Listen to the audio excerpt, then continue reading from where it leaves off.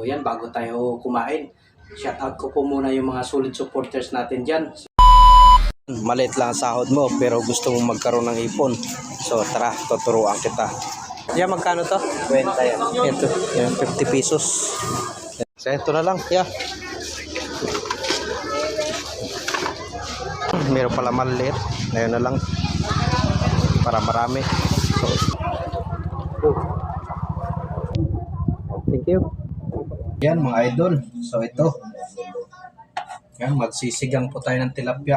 Bali, ito 3 piraso lang po siguro yung isisigang ko mga idol. Tapos ito ay 5 piraso. Yan, piprituhin ko na. Yan, bali, halagang 50 pesos lang po yan mga idol. Kasi itong tilapia mga idol, yung native po na tilapia.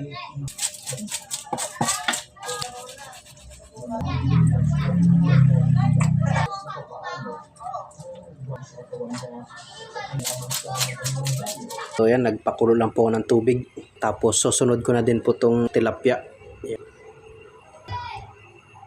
Yan, 3 piraso. At yan, sunod na din po natin itong talong tsaka okra. Tapos lagyan natin ng sili. Yan, pampaghanap ko yan.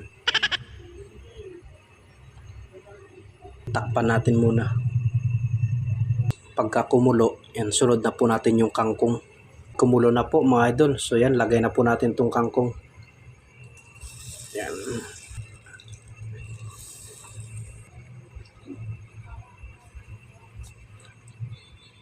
At yan mga idol, sunod na po natin itong sinigang mix. Yan.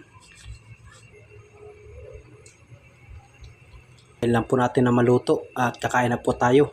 So yan, bago tayo kumain, shoutout ko po muna yung mga solid supporters natin dyan. So yan, maraming po salamat sa patuloy na supportan nyo mga idol.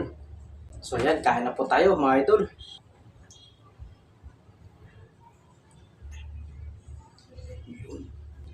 Yan. Ito yung masarap mga idol. At yan, sa next video ko po, yan, ipiplex ko pa po yung iba nating solid supporters mga idol. Kain po tayo mga idol. Yan, napakasarap mga idol. Oh.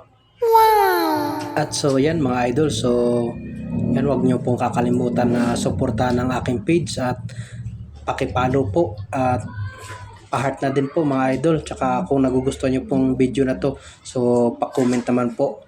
So pa-share na din po ng video mga idol. So yan lang, maraming pong salamat.